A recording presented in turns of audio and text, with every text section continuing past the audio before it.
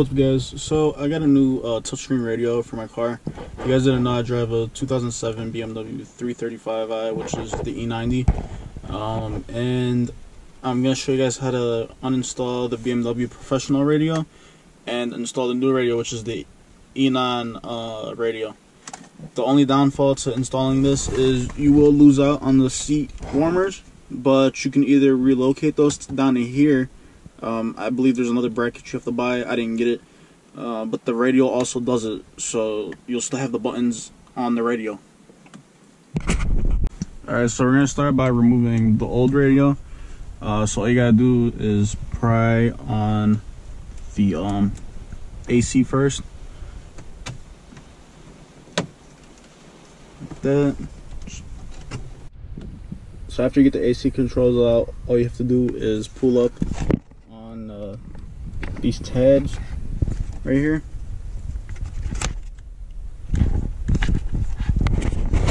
So all you do is push down this tab right here, and this gray one lifts up.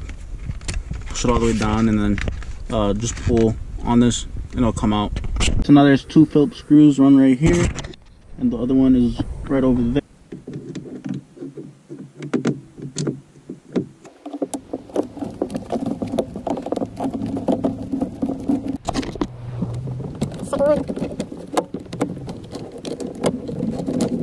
And after you do that, the radio should just come right out.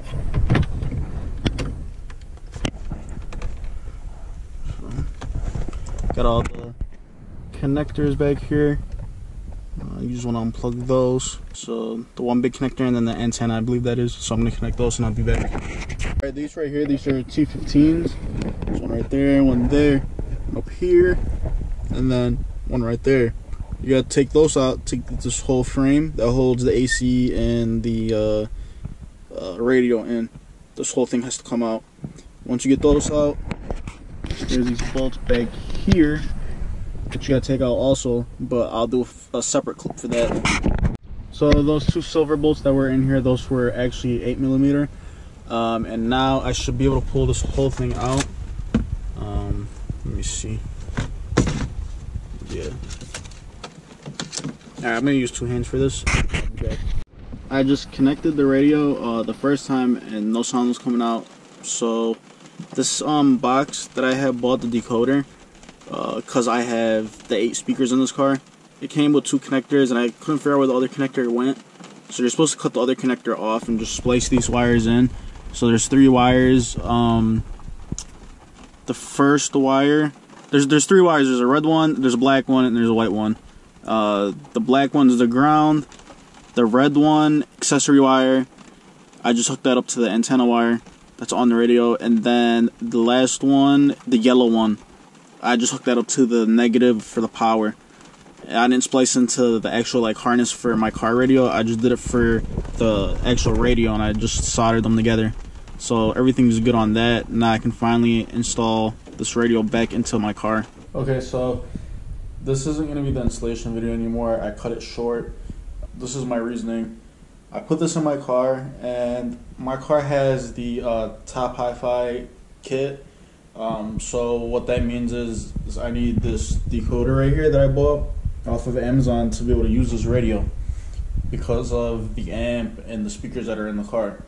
If you don't install this, you get no sound. I installed this radio and I was using it for probably 2 days, and it didn't sound good at all. It wasn't as loud as the factory one, and it sounded like the right side of the car was getting this the sound plus whoever's rapping or singing, whatever, and the left side was just getting the music. They weren't saying whatever, because I set the fader to the left side and the right side of the car, and then from the rear there was nothing at all.